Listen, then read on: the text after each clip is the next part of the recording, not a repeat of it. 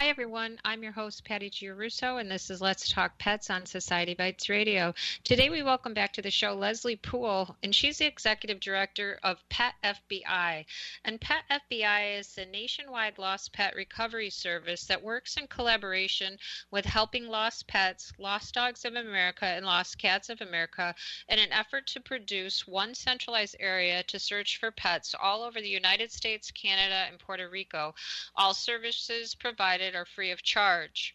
Leslie Poole is the executive director of the Pet FBI, which is a nonprofit organization, and they and it stands for Pets Found by Internet, which was one of the very first or the first lost and found databases on the internet.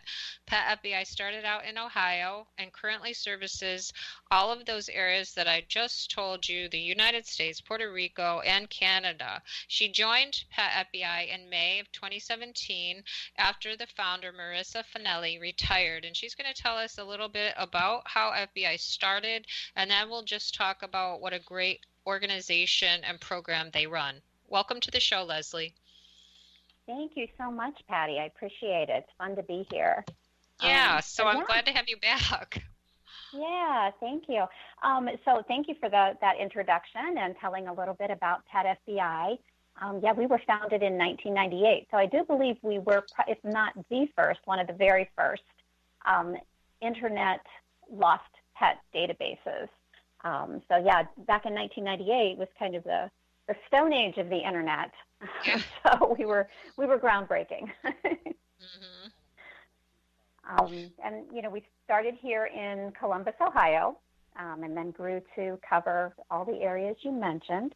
And Marisa started this organization because she had her own lost pet experience and realized that there was just no central location to post a lost or a found pet, and no way for owners and finders to connect easily.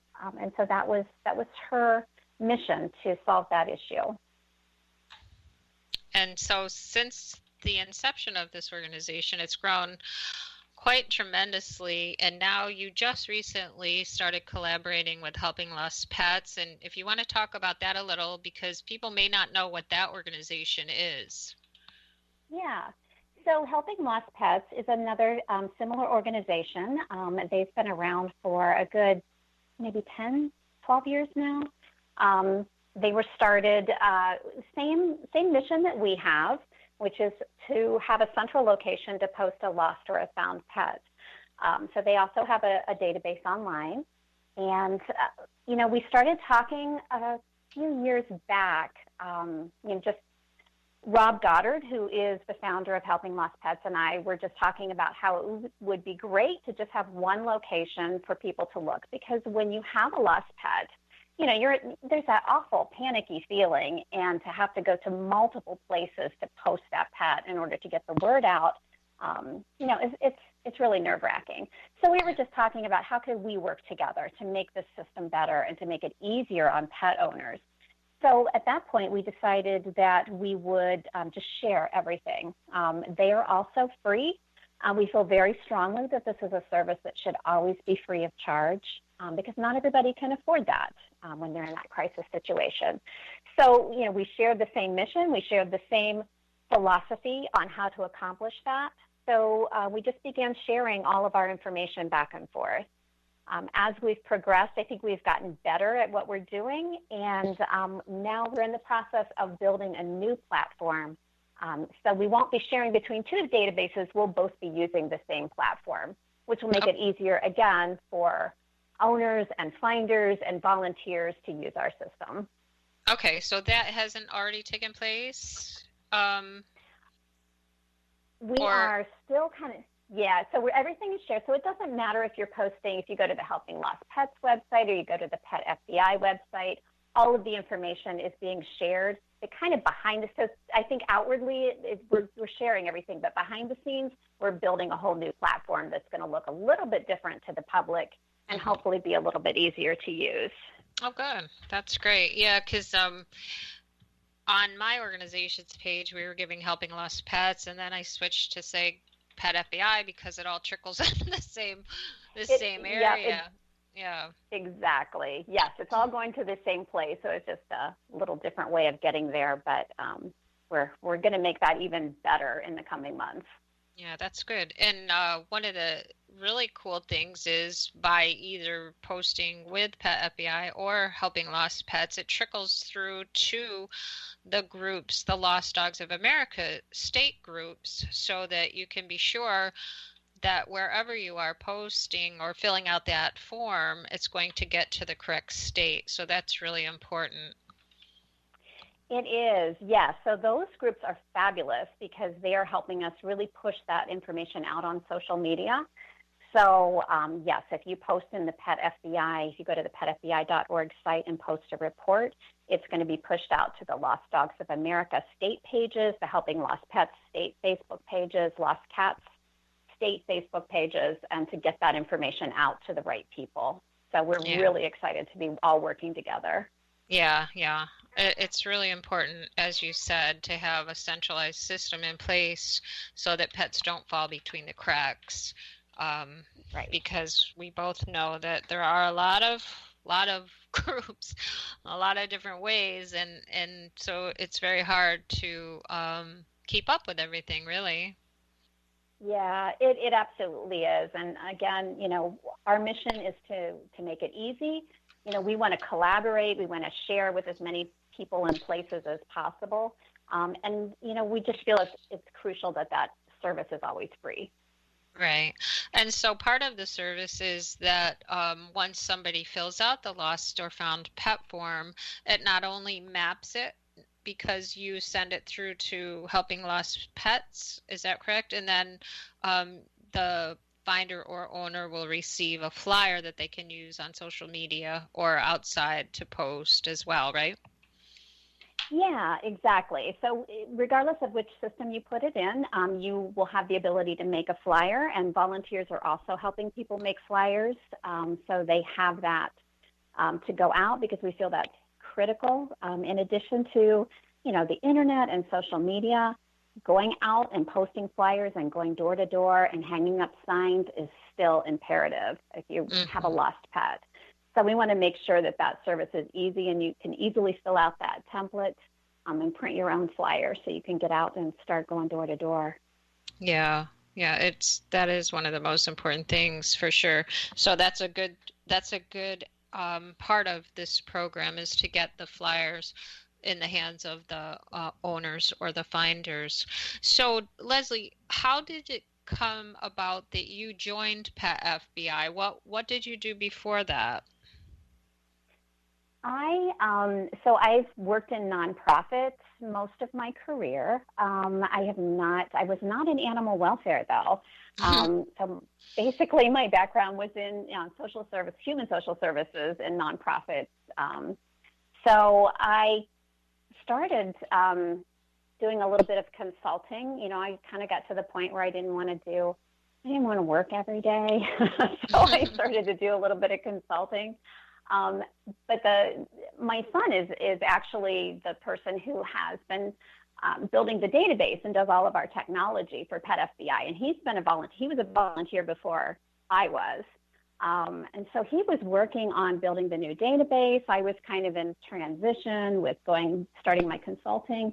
And he's the one who actually said, Marisa was ready to retire at that point. She was ready to take a step back. And he's the one who came to me and said, you really should do this.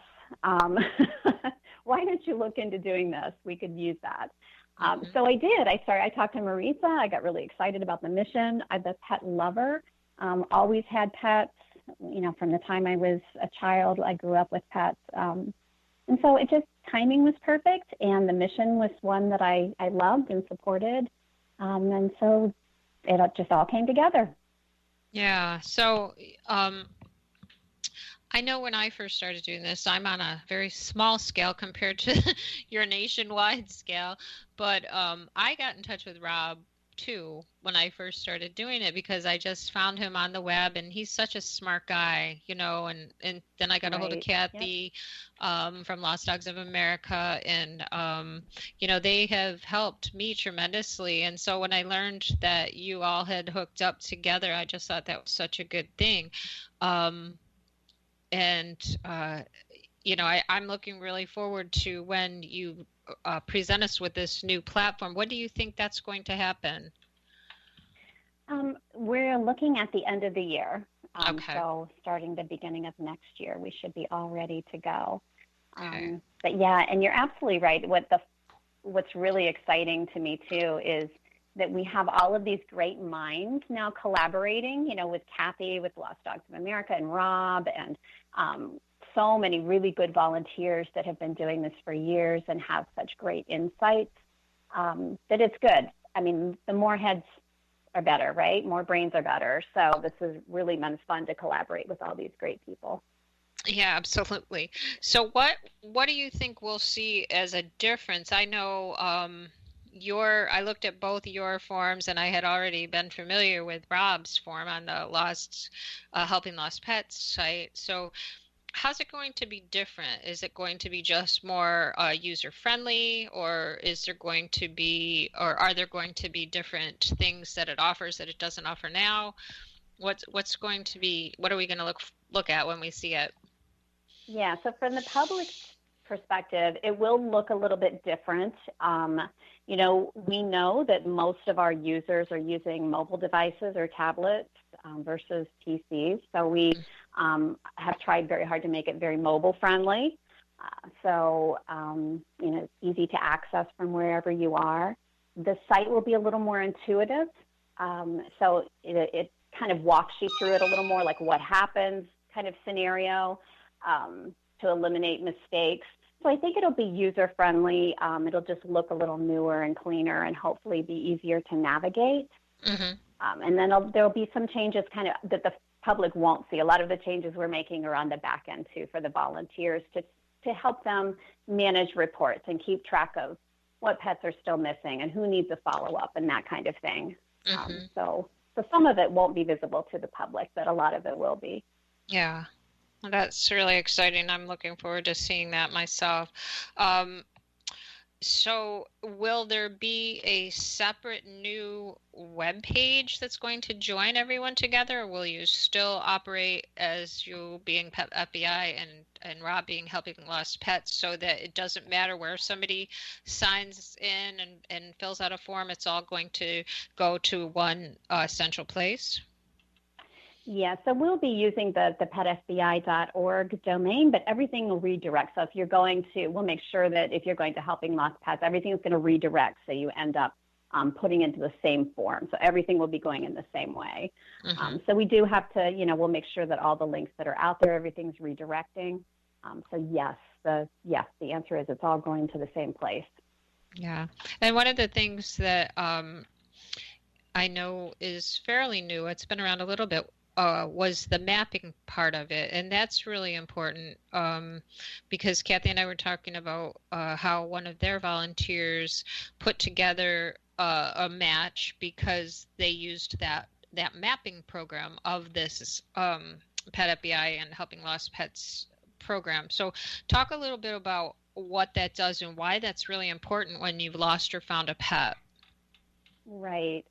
Yeah, so when you are entering a lost pet, it's going to try to pick up your location and help you fill that in. But you do have to put in, so if you're entering a lost pet or a found pet, it's going to ask you for an address. It's not going to show the exact address. We want to protect people's privacy, but it will pinpoint it on the map.